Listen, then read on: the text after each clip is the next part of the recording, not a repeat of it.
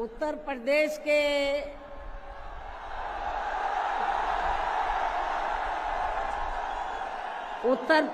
के कोने कोने से आए हुए पार्टी के सभी छोटे बड़े पदाधिकारी, जनप्रतिनिधि, नेता एवं कार्यकर्तागण, जैसा कि आप लोगों को ये विदित है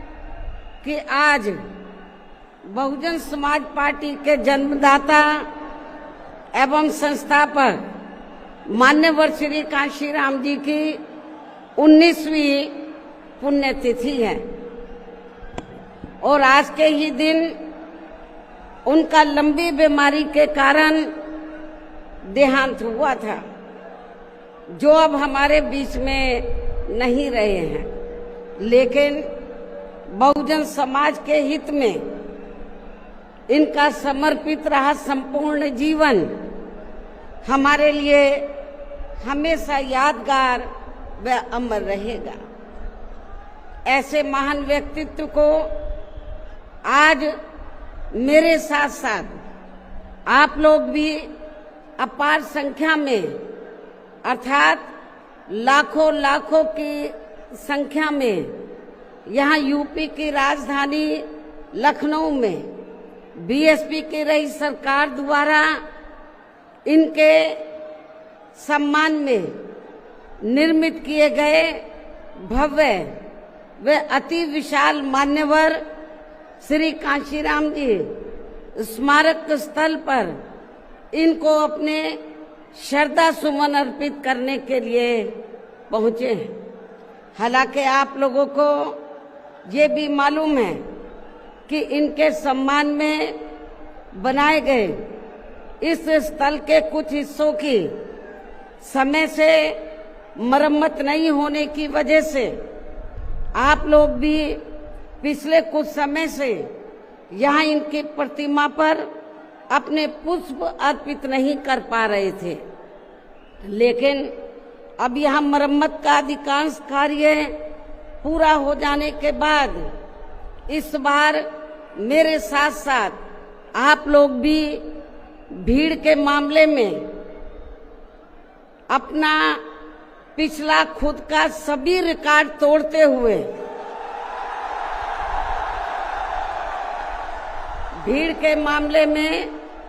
अपना पिछला खुद का सभी रिकॉर्ड तोड़ते हुए यहाँ लाखों लाखों की संख्या में इस स्थल पर मान्यवर श्री कांशीराम जी को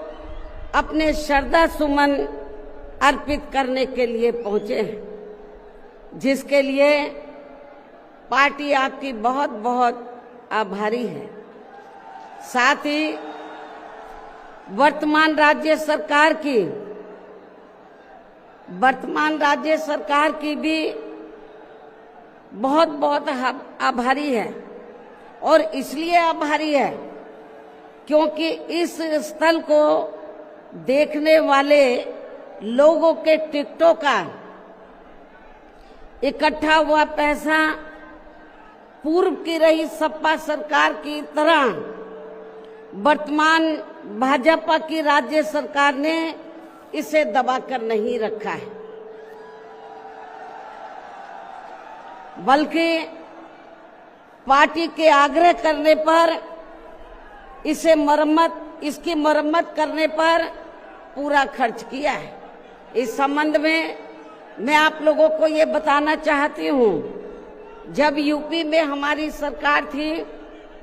और ये मान्यवर श्री कांशीराम जी के आदर सम्मान में ये जो विशाल स्मारक स्थल जब बनाया गया था, तो हमने उसी समय हमारी सरकार ने ये व्यवस्था की थी कि हम देखने वालों के लिए इस पर हम टिकट की व्यवस्था करेंगे और इसका जो पैसा आएगा टिकट का, तो वो किसी और मद पर खर्च नहीं किया जाएगा, बल्कि जितने भी उत्तर प्रदेश की राजधानी लखनऊ में जो स्मारक बने हैं, पार्क बने हैं, तो उनके रख रखाव पर खर्च किया जाएगा। तो ये हमने व्यवस्था की थी। लेकिन दुख की बात यह है कि जब वर्तमान भाजपा की सरकार से पहले यहाँ सपा की सरकार थी, तो सपा की सरकार ने उस टिकट के पैसे को दबा कर रखा, एक पैसा खर्च नहीं किया इनके रख रखाव पर, और हालत बड़ी जर्जर हो गई थी स्थलों की। यही नहीं, और भी स्थल थे, पार्क थे, उनकी हालत बड़ी खराब हो गई थी। तो तब मैंने उत्तर प्रदेश के मुख्यमंत्री जी को ये कहा, लिखित चिट्ठी के जरिए उनसे रिक्वेस्ट किया कि हम आपसे ये नहीं कहते कि दूसरे मत का पैसा आप इनके रख रखाव पर लगाओ। तो जो देखने वालों का टिकटों का पैसा काफी बड़ी तादाद में इकट्ठा हो गया है गवर्नमेंट के पास, उस पैसे को इनके रख रखाव पर लगाया जाए। तो उत्तर प्रदेश की वर्तमान भाजपा की सरकार ने इस मामले को दिखवाया पूरा, और उसके बाद उन्होंने हमें कमिट किया, प्रॉमिस किया कि हम जो भी पैसा टिकटों को आया है हम दूसरे मत पे नहीं लगाएंगे, बल्कि इन स्थलों के रख रखाव पर लगाएंगे। उन्होंने ये लगाया, इसलिए हमारी पार्टी उनकी आभारी है। लेकिन वहीं दूसरी तरफ समाजवादी पार्टी कि जब यूपी में सरकार थी और ये स्थल बन चुके थे, तो उन्होंने इनके रख रखाव पर कोई पैसा खर्च नहीं किया, टिकटों का पैसा दबा कर रख लिया। लेकिन जब अब वो सत्ता से बाहर है समाजवादी पार्टी, तो अभी 2-3 दिन पहले वो मीडिया में खबर छपवा रहे थे कि हम मान्यवर श्री कांशीराम जी के सम्मान में संगोष्ठी करेंगे। लेकिन जब वो सरकार में रहते हैं तो ना उन्हें पीडीए याद आता है और ना मान्यवर श्री कांशीराम जी की जयंती और ना ही पुण्यतिथि उनको याद आती है सरकार में रहकर। लेकिन जब वो सत्ता से बाहर हो जाते हैं तो समाजवादी पार्टी को फिर याद आता है कि हमें संगोष्ठी करनी चाहिए। मैं सपा मुखिया अखिलेश यादव से मैं ये पूछना चाहती हूँ, यदि मान्यवर श्री कांशीराम जी के प्रति आपका इतना ही आदर सम्मान था, तो जब यूपी में मेरी सरकार थी तो मेरी सरकार ने अलीगढ़ मंडल में कासगंज के नाम से अलग से जिला बनाया, उस जिले का नाम मान्यवर श्री कांशीराम जी नगर के नाम से रखा था। लेकिन जैसे ही समाजवादी पार्टी पावर में आई, उन्होंने नाम बदल दिया। मान्यवर श्री कांशीराम जी के नाम पर हमने कॉलेज, यूनिवर्सिटी, अनेकों संस्थानों के नाम रखे, अनेकों संस्थानों के नाम रखे, जनहित की योजनाएं शुरू की। सारी के सारी अधिकांश जो बड़ी बड़ी योजनाएं थी वो सभी के सभी इन्होंने बंद कर दी समाजवादी पार्टी की सरकार ने। ये इनका दोगला या दोहरा चरित्र नहीं है तो क्या है? जब ये सत्ता में रहते हैं ना इनको पीडीए याद आता है और ना पीडीए के जो संत गुरु और महापुरुष है वो भी याद नहीं आते हैं। जब ये सत्ता से बाहर हो जाते हैं तब इनको हमारे संत गुरु और महापुरुष याद आते हैं। तो ऐसे दोगले लोगों से आप लोगों को बहुत ही सावधान रहने की जरूरत है। और अब मैं मान्यवर श्री कांशीराम जी जो पंजाब राज्य के एक मध्यम दलित परिवार में पैदा हुए हैं, तो इनके बारे में मैं ये कहना चाहूंगी कि इन्होंने भारतीय संविधान के मूल निर्माता एवं दलितों व अन्य उपेक्षित वर्गों के मसीहा परम पूज्य बाबा साहब डॉक्टर भीमराव अंबेडकर की मूवमेंट से व इनके कड़े संघर्ष एवं अथक प्रयासों से देश के खासकर करोड़ों दलितों, आदिवासियों, पिछड़े वर्गों, मुस्लिम व अन्य धार्मिक अल्पसंख्यक समाज के भी हित में भारतीय संविधान में दिए गए कानूनी अधिकारों से प्रेरित होकर तथा उनके बताए हुए रास्तों पर चलकर फिर अपनी पूरी जिंदगी इनके अधूरे रहे कारवां को मंजिल तक पहुंचाने के लिए समर्पित की है। और इसके लिए उन्होंने यानी कि मान्यवर श्री कांशीराम जी ने अपने माँ बाप, भाई बहन, रिश्ते नाते व सरकारी नौकरी आदि सभी त्याग कर बाबा साहब डॉक्टर भीमराव अंबेडकर जी के उस अधूरे रहे कारवां को पूरा करने के लिए लगा दी है, जो बाबा साहब ने यहाँ देश के करोड़ों दलितों एवं अन्य उपेक्षित वर्गों के लोगों को ये कही थी कि मैंने, बाबा साहब ने क्या कहा था कि मैंने अपने कड़े संघर्ष एवं अथक प्रयासों से इन वर्गों के लोगों को भारतीय संविधान में इन्हें स्वाभिमान के साथ जिंदगी व्यतीत करने व खुद अपने पैरों पर खड़े होने के लिए कानूनी अधिकार तो जरूर दिला दिए हैं, लेकिन उनका सही से पूरा लाभ लेने के लिए इन सभी वर्गों के लोगों को अर्थात बहुजन समाज के लोगों को आपस में एकजुट होकर व इन्हें अपने विशाल वोटों के जरिए यहाँ केंद्र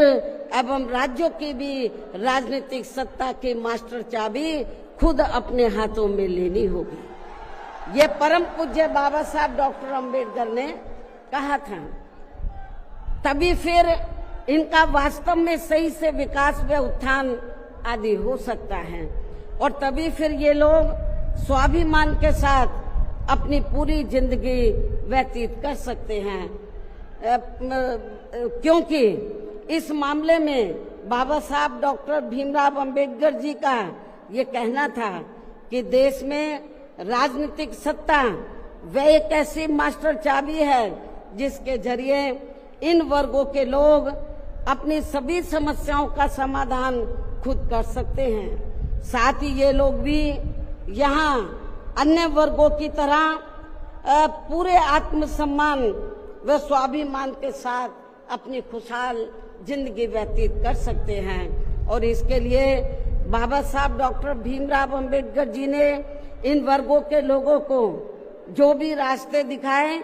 तो वे उनके जीते जी तो पूरे नहीं हो सके थे, जिन्हें फिर उनके देहांत के बाद उन रास्तों पर चलने व उनके इस अधूरे रहे कारवां को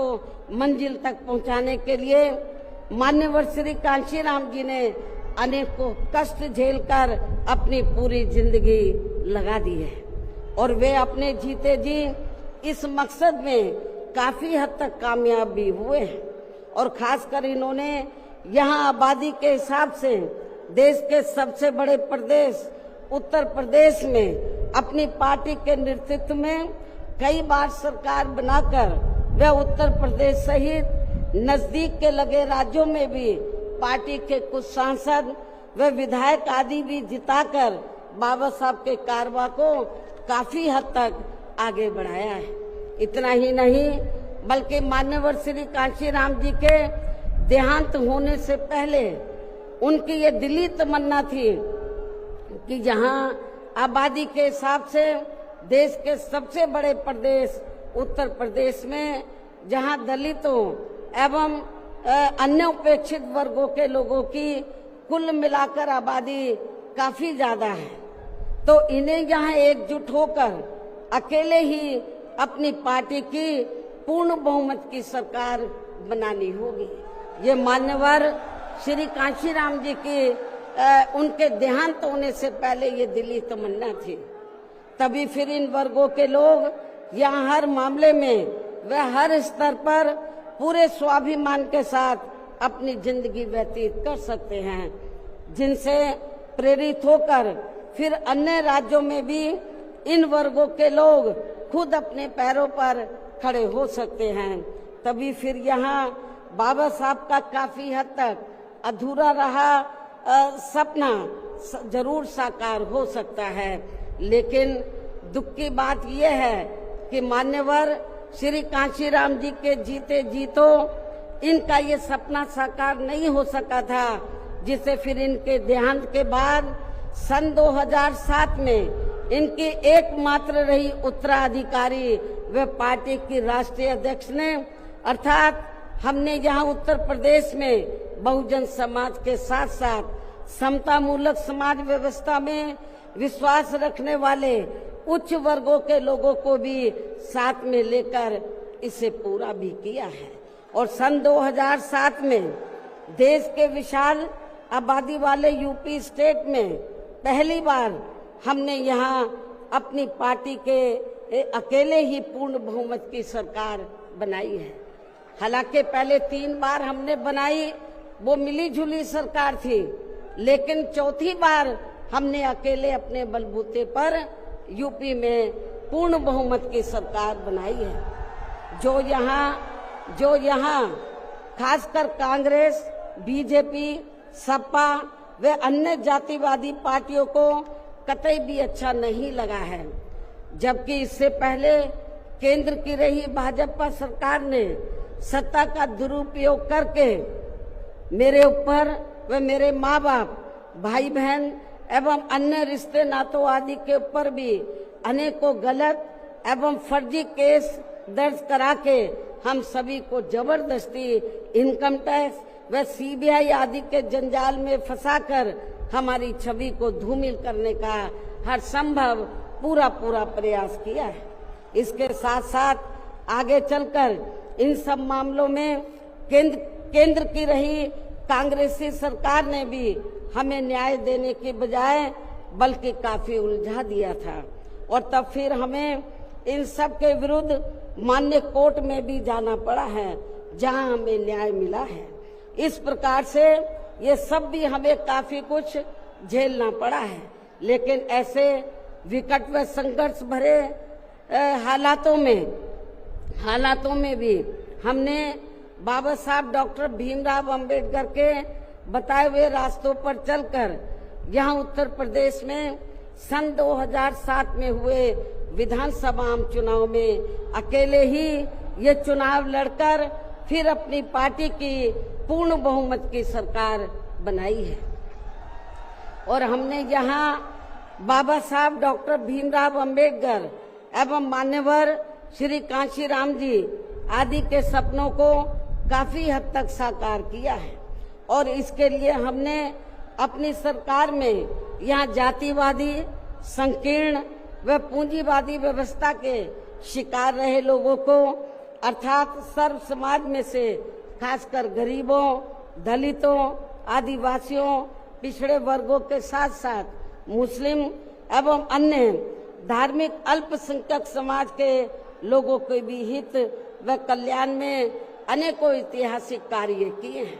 जिनके नाम बदलकर उन्हें अब अन्य राज्यों में विभिन्न पार्टियों की सरकारें भुना रही हैं, जबकि इसका वास्तव में असली श्रेय बीएसपी को ही जाता है। साथ ही हमारी पार्टी की रही सरकार ने दलितों एवं अन्य उपेक्षित वर्गों के लोगों के हितों का सभी मामलों में पूरा ध्यान रखा है। खासकर आरक्षण का तो इन्हें पूरा लाभ दिया है। इतना ही नहीं, बल्कि हमने यह अपनी सरकार में सर्व समाज में से गरीबों, मजदूरों, बेरोजगारों, किसानों, वकीलों, कर्मचारियों, व्यापारियों एवं अन्य मेहनतकश लोगों के साथ साथ यहाँ छात्रों, युवाओं, महिलाओं व बुजुर्गों आदि के भी हितों में काफी महत्वपूर्ण कार्य किए हैं, जिनसे इन्हें काफी ज्यादा लाभ पहुंचा है। इनके साथ साथ हमारी पार्टी की रही सरकार ने प्रदेश में अपराध नियंत्रण एवं कानून व्यवस्था को भी चुस्त व दुरुस्त करने के लिए यहाँ जाति, धर्म व दलगत राजनीति से ऊपर उठकर कार्य किए हैं, ताकि प्रदेश में अमन चैन व शांति व्यवस्था आदि कायम रहे, जिसकी प्रदेश में उस समय काफी जरूरत भी थी। साथ ही कानून व्यवस्था के मामले में हमने यहाँ हर स्तर पर अन्याय, अपराध व भय मुक्त वातावरण भी पैदा किया है। इस प्रकार से हमारी पार्टी की पूर्ण बहुमत की रही सरकार ने यहाँ सर्व समाज के लोगों को हर मामले में व हर स्तर पर सर्वजन हिताय व सर्वजन सुखाय की नीतियों पर आधारित ही यहाँ काफी बेहतरीन सरकार दी है, जिसे प्रदेश की जनता अभी तक भी भुला नहीं पा रही है। और खासकर हमने रोटी रोजी देने के मामले में सर्व समाज में से यहाँ गरीबों, दलितों एवं अन्य उपेक्षित वर्गों के लोगों को काफी हद तक उन्हें आत्मनिर्भर भी बनाया है, जिनके यहाँ वर्षों से सभी विरोधी पार्टियों की रही सरकारों की जातिवादी, संकीर्ण व पूंजीवादी सोच होने के कारण काफी ज्यादा उपेक्षा की गई है। इतना ही नहीं बल्कि हमने वर्तमान केंद्र की सरकार की तरह अपने राजनीतिक स्वार्थ में इनके टैक्स के पैसों से ही थोड़ा सा मुफ्त में राशन देकर इनको अपना गुलाम व लाचार नहीं बनाया है, अर्थात इनको दूसरों के ऊपर निर्भर नहीं रखा है। इसके साथ साथ हमारी पार्टी की रही सरकार ने देश में यहाँ बहुजन समाज में समय समय पर जन्मे अपने महान संतों, गुरुओं व महापुरुषों में भी खासकर महात्मा ज्योतिराव फूले, छत्रपति शाहू जी महाराज, नारायण गुरु, बाबा साहब डॉक्टर भीमराव अंबेडकर, मान्यवर श्री कांशीराम जी, संत गुरु रविदास जी व गौतम बुद्ध आदि को भी विभिन्न रूपों में पूरा आदर सम्मान दिया है। जो ये सब यहाँ जातिवादी पार्टियों को कतई भी रास नहीं आ रहे हैं, और इस मामले में समाजवादी पार्टी तो सबसे आगे रही है। और अब ये समाजवादी पार्टी यहाँ अपने राजनीतिक स्वार्थ में जबरन पीडीए आदि की हवाई बातें करके इन वर्गों को गुमराह करने में लगी है, जबकि हमारी पार्टी की रही सरकार ने अपने संतों, गुरुओं व महापुरुषों आदि के नाम पर यहाँ प्रदेश में जिन जिलों, संस्थानों एवं योजनाओं आदि के नाम रखे थे, तो उनमें से काफी को तो सपा की रही सरकार ने बदल दिया है, जैसा कि शुरू में मैंने आप लोगों को बताया है। साथ ही हमने इन वर्गों के विकास व उत्थान में जो अनेकों महत्वपूर्ण योजनाएं शुरू की थी, तो उन्हें भी अधिकांश बंद कर दिया गया है। आरक्षण दिए जाने के मामले में भी सपा की रही सरकार ने यहाँ दलितों, आदिवासियों एवं अन्य पिछड़े वर्गों के लोगों के साथ हमेशा पक्षपात वाला रवैया ही अपनाया है। इनके पदोन्नति में आरक्षण को तो इस पार्टी की रही सरकार ने एक प्रकार से यहाँ खत्म ही कर दिया था। इसके अलावा इनकी रही सरकार में यहाँ गुंडों, बदमाशों, माफियाओं एवं अन्य अराजक तत्वों को ही ज्यादातर बढ़ावा दिया गया है, जिसकी वजह से यहाँ कानून व्यवस्था भी काफी बुरी तरह से चरमरा गई थी। और अब अधिकांश मामलों में लगभग यही स्थिति हमें यह वर्तमान बीजेपी की सरकार में भी देखने के लिए मिल रही है, जबकि आजादी के बाद इनसे पहले यहाँ शुरू में काफी वर्षों तक कांग्रेस पार्टी के रहे शासनकाल में तो इन वर्गों का हर स्तर पर काफी ज्यादा शोषण व उत्पीड़न आदि हुआ है। एक प्रकार से कुल मिलाकर यहाँ यूपी में कांग्रेस पार्टी का भी ज्यादातर जातिवादी, संकीर्ण व पूंजीवादी सोच के आधार पर ही शासन चलता रहा है। और सन 1975 में देश में लगी इमरजेंसी में तो कांग्रेस पार्टी की रही सरकार ने यहाँ बाबा साहब के संविधान को भी काफी हद तक प्रभावहीन ही बना दिया था, जिसकी आड़ में अब इस पार्टी के लोग आए दिन किस्म किस्म की नाटकबाजी करते रहते हैं। संविधान को हाथ में लेकर किस्म किस्म की नाटकबाजी करते रहते हैं। इसके साथ साथ कांग्रेस पार्टी ने हर प्रकार के हथकंडे इस्तेमाल करके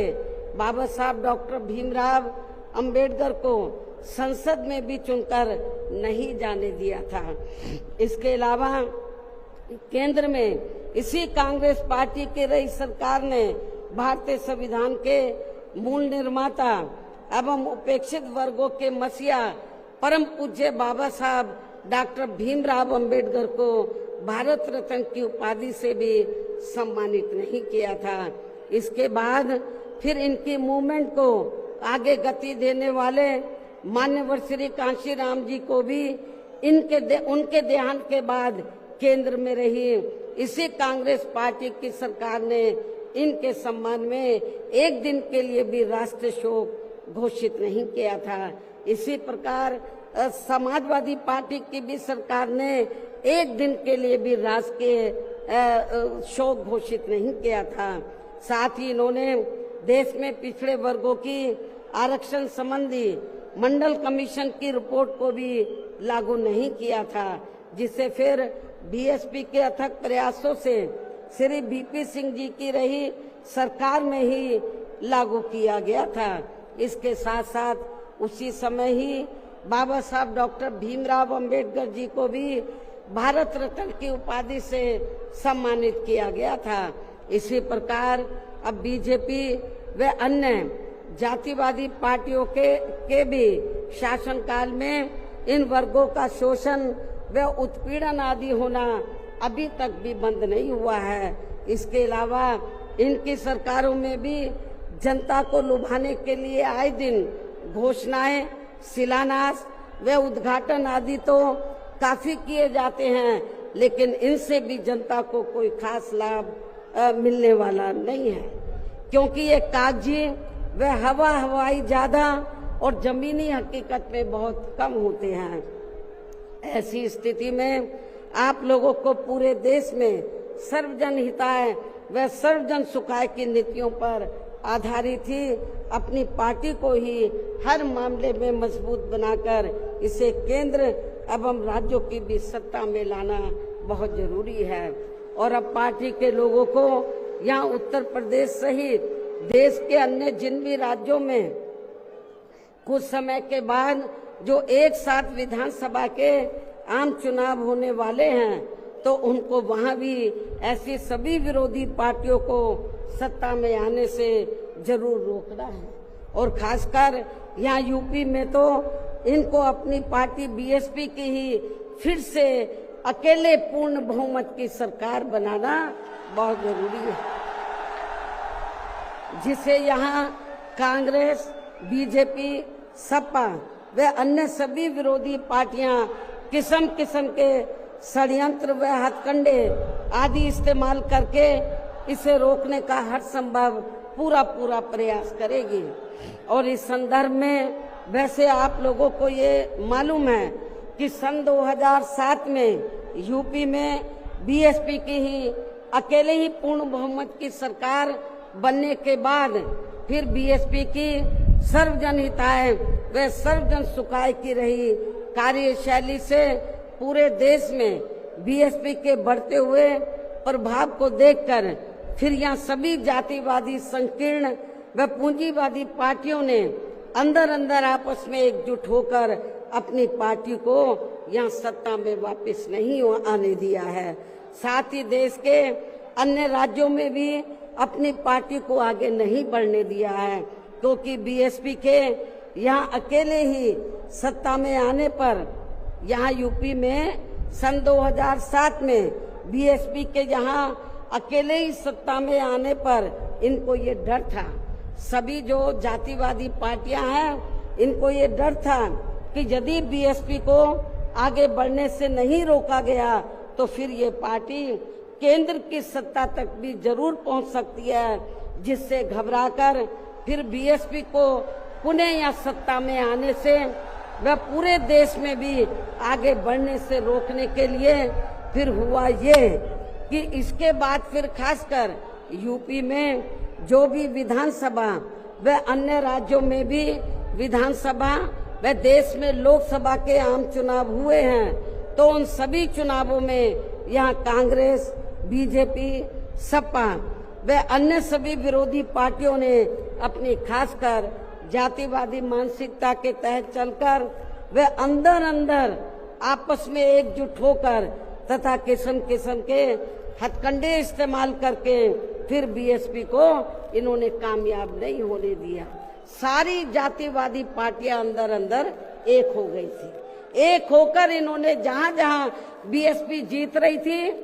तो वहां इनको हराया। जो विरोधियों के कैंडिडेट जीत रहे थे उनको इन्होंने अपना वोट ट्रांसफर कराया। इसके साथ ही फिर बाकी रही से कमी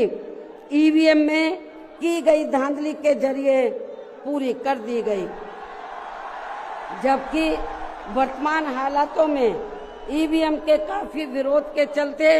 ये ईवीएम वाला सिस्टम कभी भी खत्म किया जा सकता है। अब ईवीएम का विरोध बहुत हो रहा है और फिर पुनः या बैलेट पेपर वाला सिस्टम लागू हो सकता है, इसकी भी काफी संभावना है। ऐसे में अब हमें हर स्तर पर हमेशा अपनी पार्टी को मजबूत बनाते रहना बहुत जरूरी है। इसके साथ ही सावधानी के तौर पर यहाँ मैं ये भी कहना चाहूंगी कि अब तो पूरे देश में विरोधी पार्टियों ने बीएसपी को कमजोर करने के लिए एक और षड्यंत्र ये रचा है कि अब विरोधी पार्टियों ने बीएसपी के विशेषकर दलित बेस वोट को बांटने के लिए इसी समाज में से स्वार्थी एवं बिकाऊ किस्म के लोगों को इस्तेमाल करके वे उनके जरिए अनेकों पार्टियां व संगठन आदि भी काफी बनवा दिए हैं, जिनसे ये जातिवादी पार्टियां चुनाव में अपने अपने फायदे के हिसाब से उम्मीदवार खड़े करवा के बीएसपी को कमजोर करने में लगी है। और अब तो ये पार्टियां अंदर अंदर खुद अपने वोट ट्रांसफर करा के इनके एक आदि उम्मीदवार भी जिताकर भेज रही है, ताकि इससे दलितों का वोट बांटने में इनको कुछ मदद मिलती रहे। ऐसी स्थिति में अब आप लोगों को पुणे या यूपी में अपनी पार्टी को सत्ता में लाने वे अभी हाल ही में बिहार प्रदेश में होने वाले विधानसभा आम चुनाव में तथा आगे चलकर अन्य और राज्यों में भी विधानसभा व देश में लोकसभा के होने वाले आम चुनाव में भी अपनी पार्टी का बेहतर रिजल्ट लाने के लिए ऐसे सभी स्वार्थी एवं बिकाऊ दलित संगठनों व पार्टियों को अपने यार दोस्त, जात बिरादरी व रिश्ते नाते आदि के चक्कर में भी पड़कर अब इनको अपना एक भी वोट देकर खराब नहीं करना है, वरना फिर इसका पूरा लाभ या विरोधी पार्टियों को ही मिलता रहेगा। जिसे भी खास ध्यान में रखकर अब हर छोटे बड़े चुनाव में आप लोगों को अपना एक भी वोट ऐसे सभी स्वार्थी एवं बिकाऊ पार्टियों एवं संगठनों आदि को नहीं देना है, बल्कि अपनी एकमात्र हितैषी पार्टी बीएसपी को ही देना है, ताकि बीएसपी फिर से अपना बेहतर रिजल्ट लाकर पुणे या यूपी की सत्ता में वापस हो सके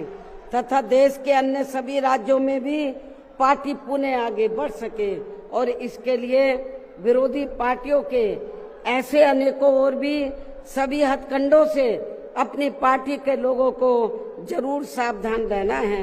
इसके अलावा पार्टी के लोगों को सचेत करने के उद्देश्य से यहाँ मैं ये भी कहना चाहूंगी कि पिछले कुछ समय से दुनिया के अनेकों देश किसी न किसी मुद्दे को लेकर हुए बवाल व हिंसा आदि से काफी ग्रसित रहे हैं और ये सिलसिला अभी भी जारी है। लेकिन अपने भारत देश को भी जैसे इसका कुछ नजला लगना शुरू ही हुआ था तो उसे फिर तुरंत में ही केंद्र व संबंधित राज्य सरकारों ने सख्ती से निपटा है, जिससे केंद्र व सभी राज्य सरकारों को आगे भी काफी सतर्क रहना होगा। इतना ही नहीं बल्कि देश में आम जनहित के मुद्दों पर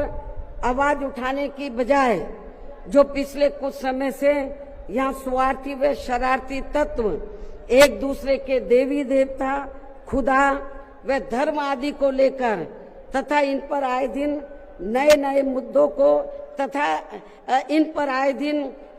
मुद्दों को निकालकर देश में बवाल व हिंसा आदि पैदा करने की कोशिश में लगे रहते हैं और फिर इनकी आड़ में राजनीति करते हैं। ये भी देश हित में ठीक नहीं है, जबकि इन सब मामलों में सभी को भारतीय संविधान के मुताबिक चलना चाहिए। साथ ही सभी धर्मों का पूरा आदर सम्मान भी करना चाहिए और इनके सदियों से चले आ रहे धार्मिक नियम, मान्यताएं व परंपराएं आदि में भी किसी को दखल देना उचित नहीं है और ना ही इनकी आड़ में आई लव आदि की कोई राजनीति नहीं करनी चाहिए। इसके अलावा जहां तक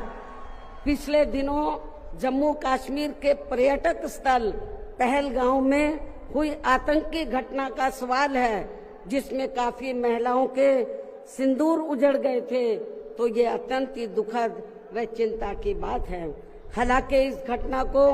होने से रोका जा सकता था, बशर्ते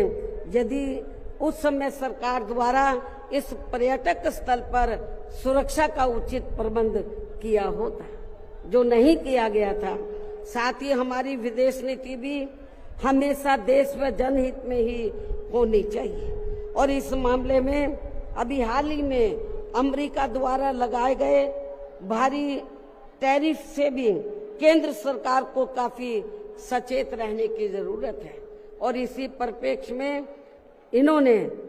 स्वदेशी उत्पाद को बढ़ावा देने पर जोर देकर जो देश को आत्मनिर्भर बनाने की बात कही है, तो ये हवाई ना होकर बल्कि जमीनी हकीकत में भी लोगों को होता हुआ नजर आना चाहिए, जिसका फिर हमारी पार्टी भी जरूर स्वागत करेगी।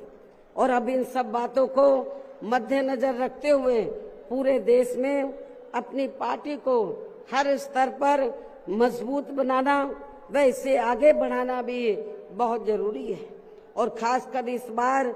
यूपी में बीएसपी की अकेले ही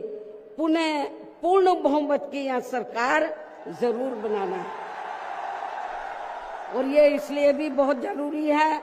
क्योंकि बीएसपी के सत्ता से हटने के बाद जब से यहाँ सपा व बीजेपी की सरकार बनी है, तो तब से यहाँ पूर्व की रही कांग्रेसी सरकार की तरह ही इनकी भी सरकारों में सर्व समाज में से खासकर यहाँ गरीबों, दलितों एवं अन्य पिछड़े वर्गों के लोगों का सही से विकास व उत्थान आदि नहीं हो पा रहा है और अब इनमें गरीबी एवं बेरोजगारी आदि काफी ज्यादा बढ़ गई है। साथ ही इनके ऊपर हो रही जुल्म जाति आदि भी काफी चरम सीमा पर पहुंच चुकी है। इनकी बहन बेटियां भी अधिकांश सुरक्षित नहीं रही है। इसके साथ ही इन वर्गों के लोगों को यहाँ आरक्षण का भी सही से पूरा लाभ नहीं मिल पा रहा है। हालांकि इस संबंध में आप लोगों को ये मालूम है कि इनके आरक्षण को लेकर अभी तक जितने भी मान्य कोर्ट के फैसले आए हैं, तो उनकी सभी जातिवादी पार्टियों की रही सरकारों ने सही से पैरवी नहीं की है, जिससे अब इनको आरक्षण का बहुत कम ही लाभ मिल पा रहा है। और इस मामले में यहाँ मैं ये भी कहना चाहूंगी कि बीएसपी के अथक प्रयासों से देश में एससी व एसटी वर्गों के सरकारी नौकरियों में पदोन्नति में आरक्षण को प्रभावी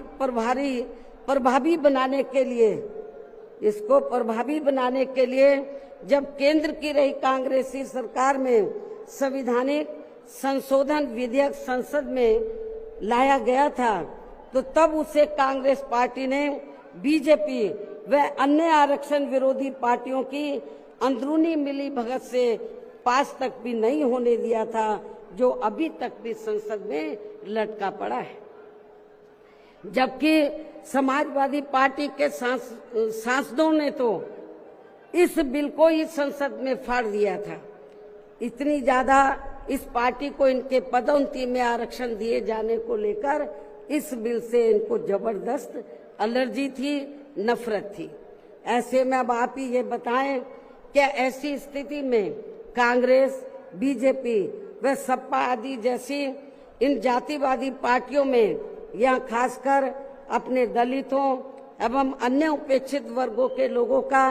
सही से विकास व उत्थान आदि हो सकता है? मैं समझती हूँ कतई भी संभव नहीं है। इसके अलावा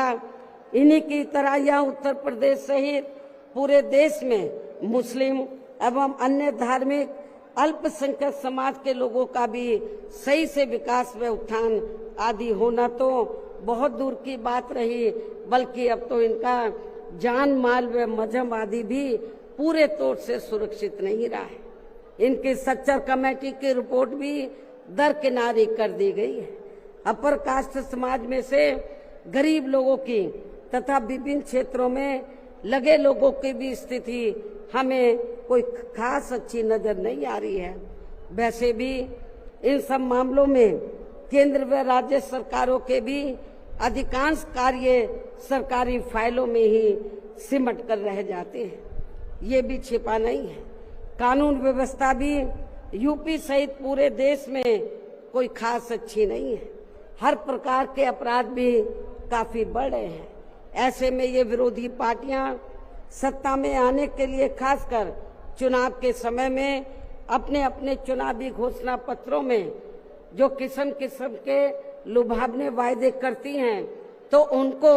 फिर ये पार्टियां सत्ता में आने के बाद 50% भी लागू नहीं करती हैं। साथ ही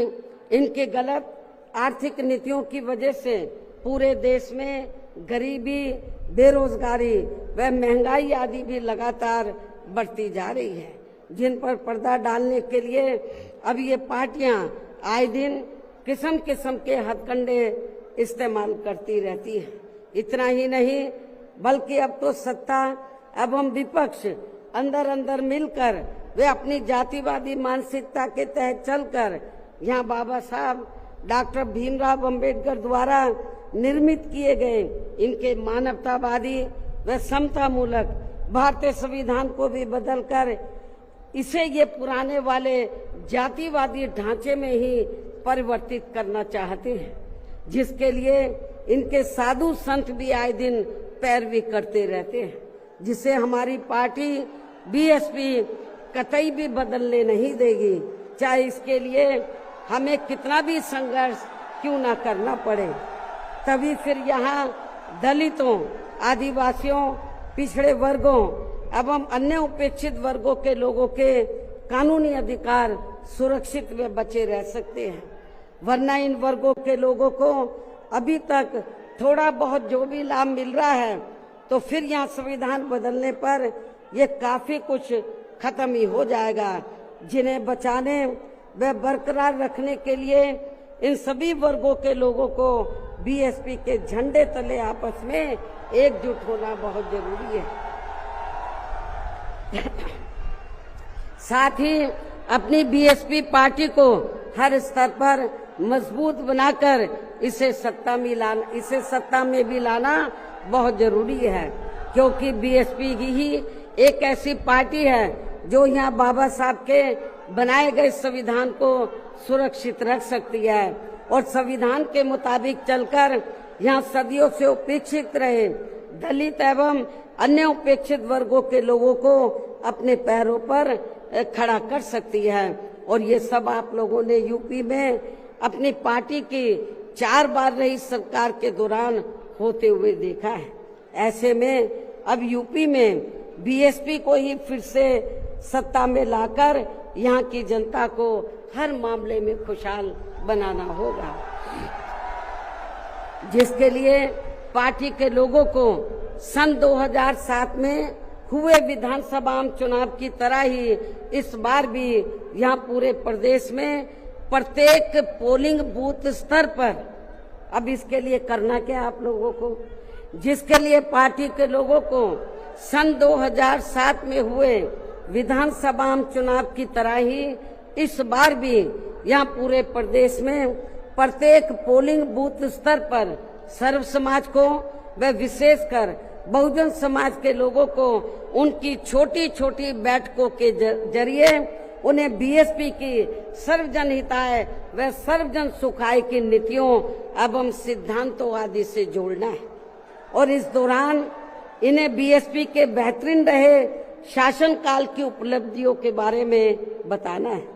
साथ ही उन्हें विरोधी पार्टियों के किस्म किस्म के हथकंडों से सावधान रहने के बारे में भी जरूर बताना है। और आज जो भी बातें मैं आप लोगों के सामने रख रही हूं तो उन्हें भी इन छोटी छोटी बैठकों में जरूर बताना है। और यदि पार्टी के लोग मेरी इन सब बातों पर सही से अमल कर लेते हैं तो फिर इस बार अपनी पार्टी के हाथों में यहाँ सत्ता जरूर आ जाएगी। इसके अलावा जहां तक अपनी पार्टी के लिए अकेले चुनाव लड़ने का सवाल है, आप लोग ध्यान से सुने मेरी बात। इसके अलावा जहां तक अपनी पार्टी के लिए अकेले चुनाव लड़ने का सवाल है तो इसके बारे में भी यहाँ मैं अपनी पार्टी के अब तक के रहे अनुभवों को ध्यान में रखकर ये बताना जरूरी समझती हूँ कि देश के अन्य प्रदेशों की तरह खासकर यहाँ यूपी में जब भी हमारी पार्टी ने विधानसभा का आम चुनाव गठबंधन करके लड़ा है तो तब फिर हमारी पार्टी को कोई विशेष लाभ नहीं हुआ है, क्योंकि हमारी पार्टी का जो वोट है, हमारी पार्टी का वोट तो गठबंधन वाली पार्टी को एक तरफा ट्रांसफर हो जाता है, लेकिन उनका जातिवादी मानसिकता की वजह से विशेषकर अपर कास्ट समाज का वोट बीएसपी के उम्मीदवारों को ट्रांसफर नहीं हो पाता है। और वास्तव में यही सही और हकीकत भी है, जिससे फिर हमारी पार्टी के उम्मीदवार भी बहुत कम जीत पाते हैं तथा पार्टी का वोट प्रतिशत भी काफी कम हो जाता है। इसके साथ ही गठबंधन की सरकार बनने पर अपनी पार्टी के नेतृत्व में बनी ये सरकार समय से पहले ही गिर जाती है। जब हम गठबंधन करके चाहे चुनाव लड़ें, वोट प्रतिशत भी कम होता है, सरकार बनाए तो समय से पहले ही गिर जाती है। जैसे सन 1993 में बीएसपी ने सपा से गठबंधन करके यहाँ यूपी में विधानसभा का आम चुनाव लड़ा था तो पार्टी केवल 67 सीटें ही जीत पाई थी। उसके बाद फिर 1996 में पार्टी ने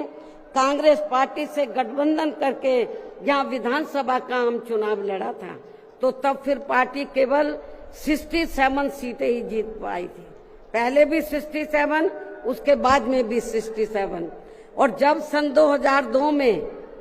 पार्टी ने यूपी विधानसभा का आम चुनाव अकेले लड़ा था तो तब पार्टी लगभग 100 सीटें जीत गई थी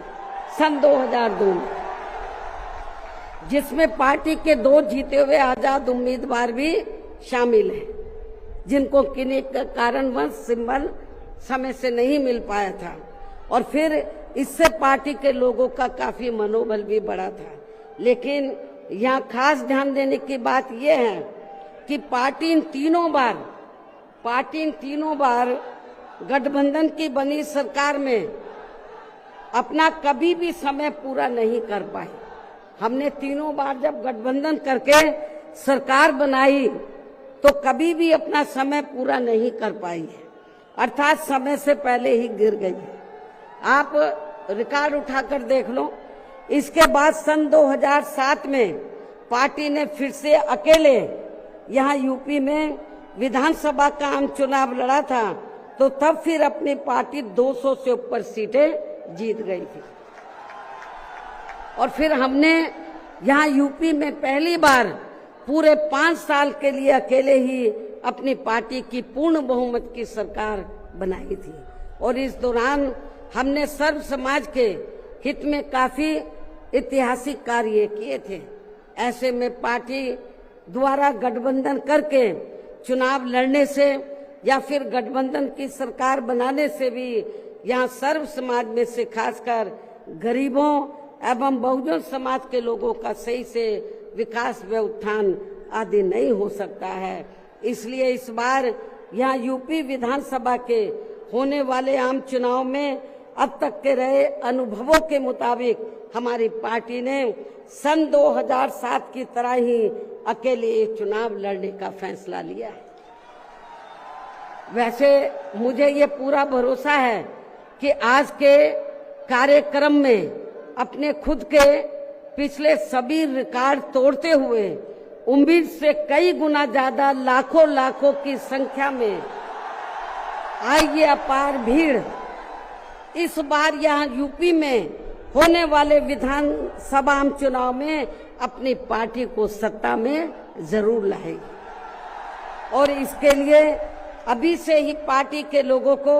यहाँ विरोधी पार्टियों के पुराने व नए सभी षड्यंत्रों व हथकंडों आदि से सावधानी बरतते हुए अपनी पार्टी के जनाधार को बड़े पैमाने पर बढ़ाना है। साथ ही हर स्तर पर पार्टी को मजबूत भी बनाना है। विरोधियों की अफवाहों से भी पार्टी के लोगों को जरूर सचेत रखना है। और इस संबंध में इसका ताजा हथकंडा ये है कि इन्होंने आज के 9 अक्टूबर के कार्यक्रम के घोषित होते ही पिछले महीने से ये अफवाह फैलाना शुरू कर दिया था। मैं क्यों बोल रही हूँ अफवाहों से सावधान रहना है, क्योंकि इस संबंध में ताजा उदाहरण ये है कि इन्होंने आज के 9 अक्टूबर के कार्यक्रम के घोषित होते ही पिछले महीने से ये अफवाह फैलाना शुरू कर दिया था कि दूसरी पार्टियों के फलाना वरिष्ठ नेता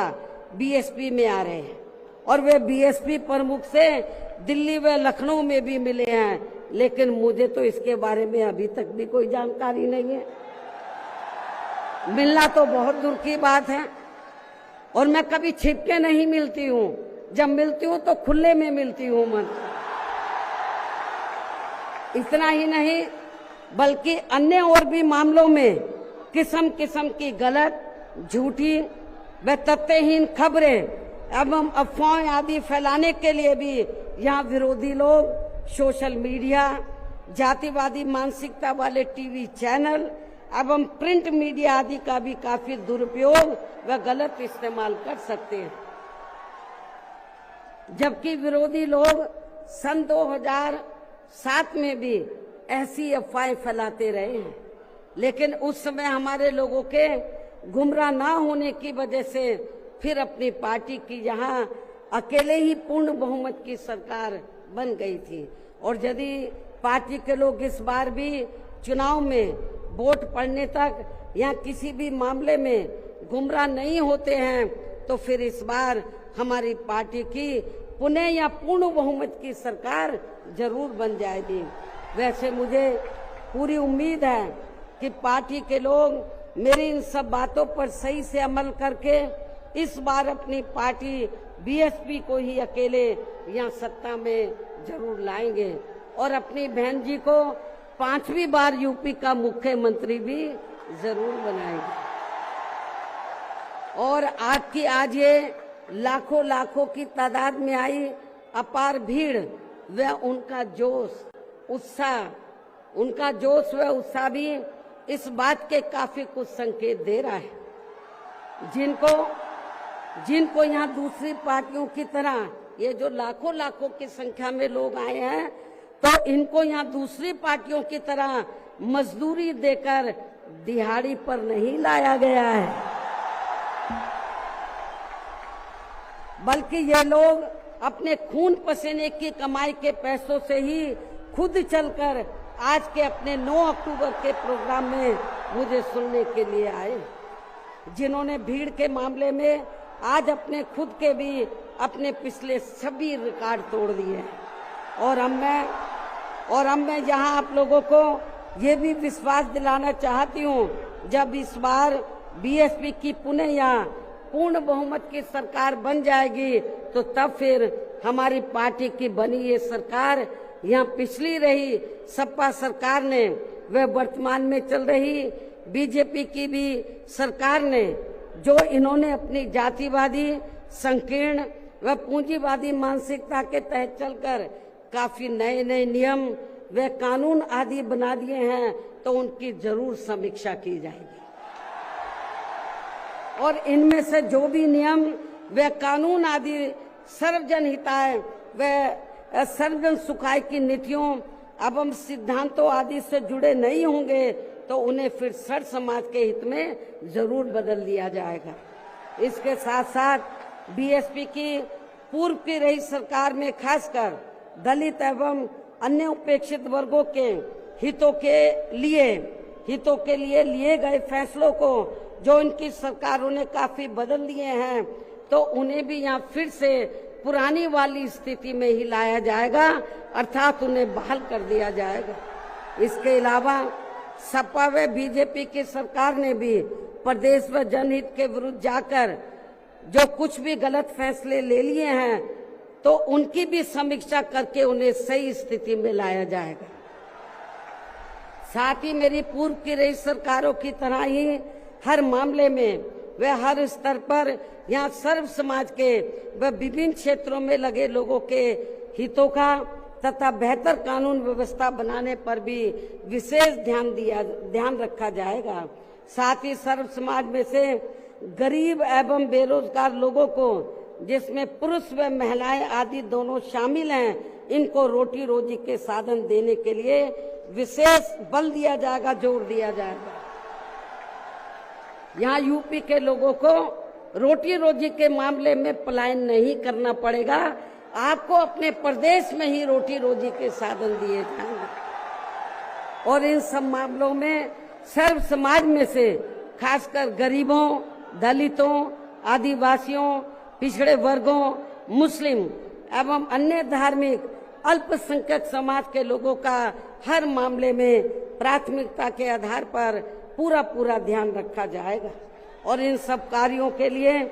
इस बार पुनः यहाँ अपनी पार्टी की पूर्ण बहुमत की सरकार बनाना बहुत जरूरी है, जिसकी पूरी उम्मीद भी है। इन्हीं जरूरी बातों के साथ ही अब मैं ये भी कहना चाहूंगी कि अपनी पार्टी को हर स्तर पर मजबूती देकर उसे बरकरार बनाए रखने के लिए जिस प्रकार से पार्टी के लोगों ने माननीय श्री कांशीराम जी के देहांत होने के बाद भी पार्टी की हर परिस्थिति में हमेशा मेरा साथ दिया है और अभी भी दे रहे हैं, तो ये मेरे व पार्टी के लिए बहुत ही गर्व की बात है।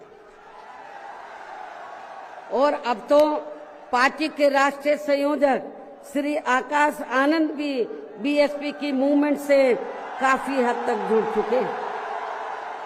जो ये भी पार्टी के लिए अच्छे शुभ संकेत हैं। और अब ये यानी कि आकाश आनंद मेरे मार्गदर्शन व दिशा निर्देशन में अपनी पूरी लगन एवं मेहनत के साथ पार्टी को मजबूती देने में व पार्टी के जनाधार को भी बढ़ाने में पूरे जी जान से लगे, जिससे पार्टी के लोगों में आए दिन इनके प्रति काफी लगाव व उत्साह भी बढ़ा है। ये भी पार्टी हित में अच्छी बात है, जिसे ध्यान में रखकर अब मेरा इनके बारे में, आकाश आनंद के बारे में ये कहना है कि जिस प्रकार से पूरे देश में पार्टी के लोग माननीय श्री कांशीराम जी के जीते जी और उनके देहांत के बाद भी हर परिस्थिति में मेरे साथ खड़े रहे हैं, तो मैं भी ये चाहूंगी उसी प्रकार से पार्टी के लोग श्री आकाश आनंद के साथ भी हमेशा खड़े रहेंगे और इनका हर परिस्थिति में पूरा साथ भी जरूर देंगे। वैसे इस मामले में इनके पिता श्री आनंद कुमार भी इनकी शुरू से ही पूरी मदद करते रहे हैं। इसके साथ साथ श्री आनंद कुमार दिल्ली में रहकर माननीय श्री कांशीराम जी के देहांत होने के बाद से ही ये मेरी गैर हाजिरी में व मेरे दिशा निर्देशन में पार्टी का पूरा लेखा जोखा आदि का कार्य भी काफी अच्छे से संभाल रहे हैं। जो ये पार्टी का खास कार्य है इसलिए इनको पार्टी का राष्ट्रीय उपाध्यक्ष बनाकर इन्हें पार्टी की ये अति महत्वपूर्ण जिम्मेवारी सौंपी हुई। इसी प्रकार से पार्टी के राष्ट्रीय महासचिव श्री SC मिश्रा जी को भी हमने पार्टी का लीगल व मीडिया का तथा अपने खुद के समाज को भी, अपने खुद के ब्राह्मण समाज को भी पार्टी में जोड़ने का ये विशेष कार्य सौंपा हुआ है, जिसे ये मेरे दिशा निर्देशन में अपनी जिम्मेवारी को सही से निभा रहे हैं। हालांकि इनके बेटे श्री कपिल मिश्रा ने भी आज के कार्यक्रम में यह फ्री मेडिकल मदद देने की भी व्यवस्था की है, जो इनका ये कार्य पार्टी के प्रति इनके सेवा भाव को भी काफी कुछ दर्शाता है। पार्टी के हमारे विधायक श्री उमा शंकर सिंह जी भी पार्टी व मूवमेंट के हित में हमेशा मददगार व सक्रिय रहते हैं तथा इनको भी अपने खुद के समाज को पार्टी में जोड़ने की एक खास जिम्मेवारी सौंपी हुई है, जिससे ये पूरी ईमानदारी व निष्ठा से निभा रहे हैं। यूपी BSP प्रदेश अध्यक्ष श्री विश्वनाथ पाल भी पार्टी संगठन का कार्य देखने व पिछड़े वर्गों को जोड़ने के साथ साथ ये पूरे प्रदेश में जहाँ जहाँ भी बहुजन समाज के लोगों पर जुर्म जाति आदि होती है, तो वहाँ ये मेरे दिशा निर्देशन में जाकर उन्हें न्याय दिलवाने का भी पूरा प्रयास करते हैं। ये इनका पार्टी हित में अभी तक काफी सराहनीय कार्य चल रहा है। इसके अलावा आज के कार्यक्रम की सही व्यवस्था करने में लखनऊ जिला व मंडल यूनिट ने भी अपनी अहम भूमिका निभाई है। श्री जमील अख्तर प्रदेश कार्यालय से जुड़े लोगों ने भी आज के इस कार्यक्रम को सफल बनवाने में कोई कमी नहीं छोड़ी है और ये सभी लोग भी बधाई के पात्र हैं। साथ ही प्रदेश के सभी छोटे बड़े पदाधिकारियों एवं कार्यकर्ताओं आदि की भी कड़ी मेहनत, मेन कमाल आप लोगों का है, जिनको मेन कमाल आप लोगों का है। साथ ही प्रदेश के सभी छोटे बड़े पदाधिकारियों एवं कार्यकर्ताओं आदि की भी कड़ी मेहनत व उनके अथक प्रयासों से आज मान्यवर श्री काशीराम जी की पुण्यतिथि के कार्यक्रम में पूरे उत्तर प्रदेश के कोने कोने से लाखों की संख्या में पार्टी के जो लोग इनको अपने श्रद्धा सुमन अर्पित करने तथा मुझे भी सुनने के लिए यहाँ आए हैं। साथ ही आपके पड़ोसी राज्य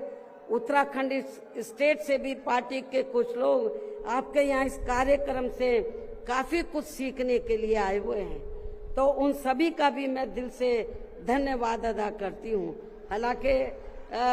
हमने कोई बाहर के लोगों को इधर नहीं बुलाया है, वो चोरी से अपने आप ही आ गए पूरे देश से और छिपकर कहीं बैठे हुए हैं कि बहन जी कहीं नाराज ना हो जाए। लेकिन मैं नाराज नहीं हो रही, आप लोगों ने आप आ भी गए हैं, आपका भी मैं थैंक्स अदा करती हूँ। लेकिन अब आप लोगों को अपने राज्यों में जाकर यहाँ जो कुछ मैंने बोला है उन सब बातों पर अमल करते हुए तो आप लोगों को पार्टी के जनाधार को आगे बढ़ाना है। तो जिन्होंने क्योंकि जो भी लोग हैं तो बहुत कुछ यहाँ सीखने के लिए आए हैं। वो किस लिए आए हैं? वर्कर है थोड़े से बेचारे, थोड़े कि जब बहन जी हमारे स्टेट में आएगी तो हम लोग भी यूपी से पीछे नहीं रहेंगे, हम लोग भी बड़ा प्रोग्राम करके दिखाएंगे। तो जिन्होंने पूर्व की तरह ही यानी कि पूरे यूपी से जो बड़ी तादाद में लोग आए हैं, तो इनको मैंने जैसे आपको बताया दूसरी पार्टियों की तरह हम लोग दिहाड़ी पे नहीं लाए हैं, मजदूरी पे। ये लोग अपने खुद के पैसों से चलकर यहाँ लाखों की संख्या में पहुंचकर वे भीड़ लाने के मामले में भी अपने खुद के ही पिछले सभी रिकॉर्ड तोड़ते हुए इस बार मान्यवर श्री काशीराम जी के पुण्यतिथि के कार्यक्रम को ऐतिहासिक व जबरदस्त कामयाब बनाया है। साथ ही देश के अन्य सभी राज्यों में भी आज मान्यवर श्री कांशीराम जी की पुण्यतिथि के विभिन्न स्तर पर किए गए कार्यक्रम भी काफी कामयाब रहे हैं। उनकी भी पार्टी बहुत बहुत आभारी है। अंत में अब मैं पार्टी के लोगों को ये भी भरोसा दिलाना चाहती हूँ, इस बार यूपी में बीएसपी की 5वीं बार सरकार बनाने के लिए आप सभी लोगों के साथ साथ मैं भी हर स्तर पर अपनी पूरी ताकत लगा दूंगी, कोई कभी छोड़ूंगी नहीं। और इसके लिए इस बार मैं कोई कमी छोड़ूंगी नहीं, ये मेरा आज पार्टी के लोगों को वायदा भी है। और अब मैं पुनः अपनी तरफ से व उत्तर प्रदेश सहित पूरे देश में पार्टी के सभी लोगों की तरफ से भी मान्यवर श्री कांशीराम जी को आज उनकी 19वीं पुण्यतिथि के मौके पर पूरे तहे दिल से अपने श्रद्धा सुमन अर्पित करते हुए अपनी बात यहीं समाप्त करती हूँ। धन्यवाद। जय भीम व जय भारत। 9 अक्टूबर पुण्यतिथि बाबा साहब अमर रहे, श्रद्धा श्री कांशीराम साहब अमर रहे,